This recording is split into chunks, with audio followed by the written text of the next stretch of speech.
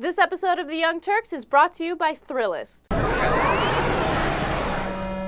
Right now, the Palestinians have chosen a path that I'm totally in favor of, and I think makes a lot of sense in resolving the Israeli-Palestinian issue. Now, I've over and over condemned the terrorist attacks because it's stupid, it's counterproductive, and it's immoral, right? These things are all, in my opinion, obvious. So they've gone to a new path, a diplomatic path. And what they're doing is the same thing that Israel did. They're saying, you know what, we're going to go to the United Nations and have them declare a Palestinian state. That's how Israel was formed in the first place. The United Nations declared a state. And they say they have all the right in the world to seek that and to actually get that. It's a very fair point. And of course, Israel and the United States tried to prevent it, saying, no, don't do that. No, you don't need to do that. That's ridiculous. No, that would hurt the peace process. Based on what? Nothing. Based on nothing. Well, then Israel won't want to negotiate. They don't want to negotiate now. So what's the difference? And U.S. won't be a fair moderator. They're already not a fair moderator. So there's no downside to this at all, if you ask me, right? And it's peaceful, which I love. So it's now got a tremendous amount of support. Now, you must be thinking, if you're familiar with the United Nations, but isn't the U.S. going to block this like they block everything else? No, U.S. can veto things in the Security Council. But this isn't in the Security Council. This is the General Assembly.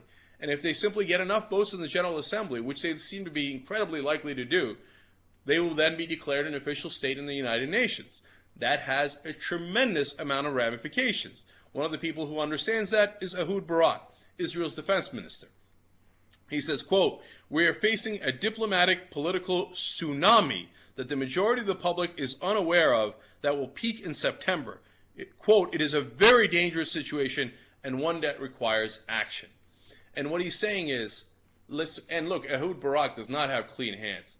I know he tried to do a peace deal when he was prime minister, and he should be given some credit for that. At the same time, he was the defense minister during that Gaza incursion, among other things. So Ehud Barak is a complicated character. But what he is saying here is, look, we got to get to a peace deal, otherwise we're in trouble here. Now, what kind of trouble are they in, and why are they in trouble? Well, Ari Shavit explains in Haaretz newspaper, and he's a political centrist. He says, look, this is going to be like a diplomatic version of 1973. 1973, of course, is when Israel had its biggest military setback.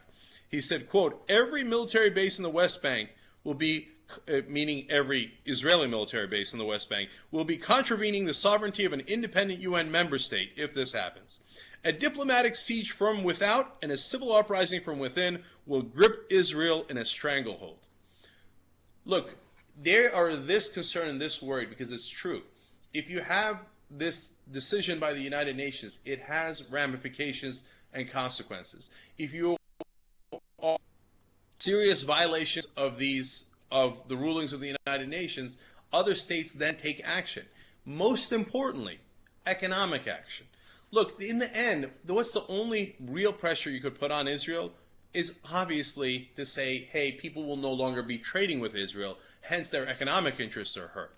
And whether you find the situation analogous or not in South Africa in regards to apartheid, what stopped apartheid, even if you don't think it's the right analogy in terms of Israel and South Africa, I'm saying in terms of what actually got the government to change, right or wrong, was the economic boycott, where people stopped trading with South Africa. And that hurt the rich and the powerful in South Africa enough that they said, no mas, we got to give in.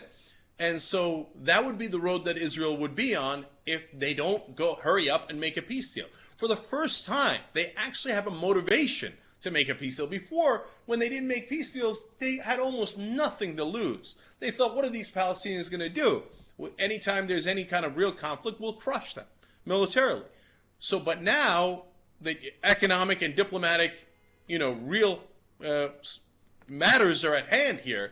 Well, now they've got a motivation. So I think it was definitely the right strategy by the Palestinians. It's smart, it's peaceful, and it could be effective. So, and you can see the concern in Israel. And to me, it makes all the sense in the world. Look, you've got to motivate them. It's not just for the Palestinians' cause. It's for the Israelis as well. You cannot be occupying these people for all of that time. It's been 40 years. You got to wake up. It's not the right thing for Israel, let alone everyone else.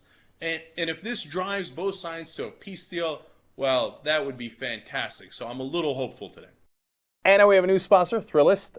They're very cool because they hook you up with really interesting things going on in your town or any town you might be in that you don't know about. Right. They also let you know where the best restaurants, bars, venues are. Thrillist.com/TYT.